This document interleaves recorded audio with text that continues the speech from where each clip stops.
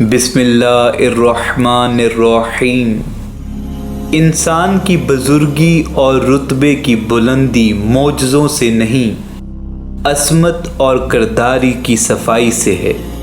انسان کی نجات دین کے اتباع میں اور اس کی ہلاکت دین کی مخالفت ہے۔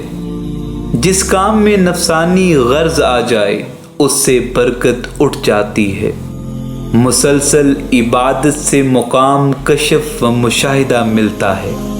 علم بہت ہیں اور انسانی عمر تھوڑی ہے، اس لیے تمام علوم کا سیکھنا انسان پر فرض نہیں۔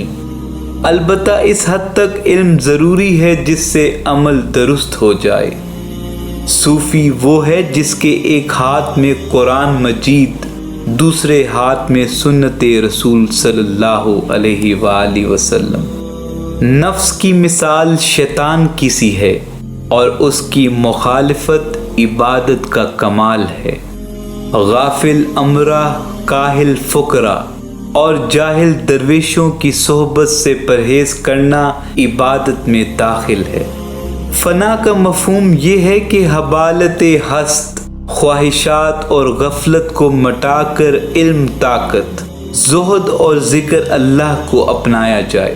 یہ صرف سدا باقی رہتی ہے اور وہی فنا ہے جس کا نتیجہ بقا ہے۔